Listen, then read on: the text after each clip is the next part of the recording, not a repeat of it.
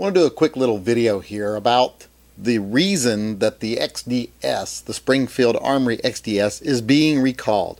Now, I had another viewer and another YouTuber send me one of their videos today, DigDug529, and he was showing me exactly what his was doing, and it actually demonstrates exactly what Springfield Armory was talking about what could possibly go wrong with your gun. The only thing is, it's not, to me, it doesn't seem like one of those things that could possibly maybe go wrong under certain circumstances if a million things went wrong at the same time, which is what most of these recalls usually are about. This is a serious, fatal flaw in this gun.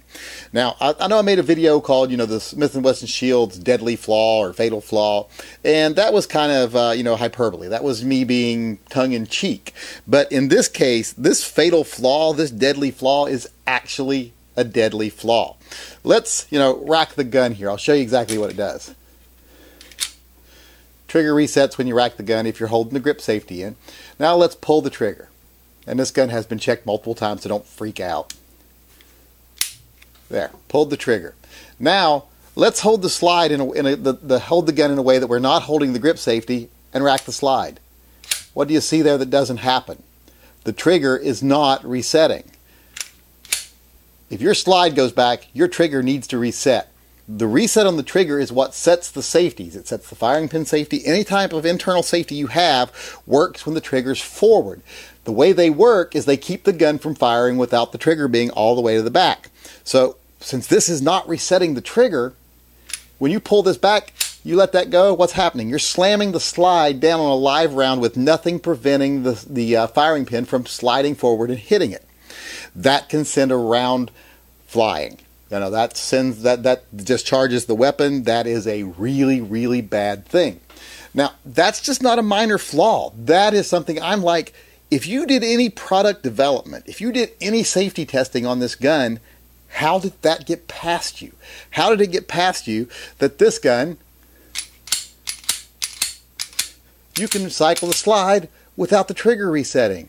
If I'm not mistaken, on the regular XDs, the slide won't even slide if you don't have the grip safety depressed. So the fact that this slide can cycle with the grip safety not depressed, really bad thing. And the fact that the trigger doesn't reset if the grip safety is not depressed, even worse. So this is not a minor thing. This design should have been scrapped.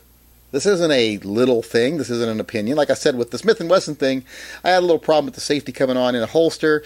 To me, I don't like safety, so I was like, to me, that's a fatal flaw because I don't want to carry the gun with the safety on. I carry the gun with safety off, so the fact that it was clicking on is bad. That's opinion, and that's because of my own personal preferences and the way I want to carry it. This is just bad. There's just no way around it. This is a fatal, fatal flaw. This is deadly. That's why they told you unload this gun, never load it again.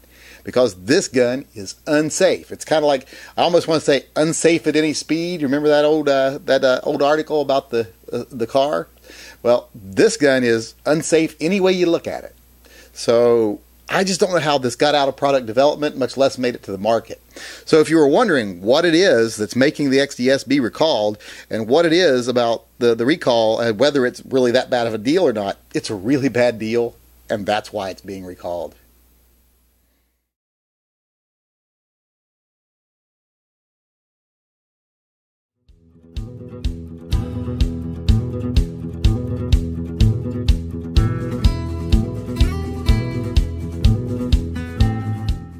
You ain't even my real dad.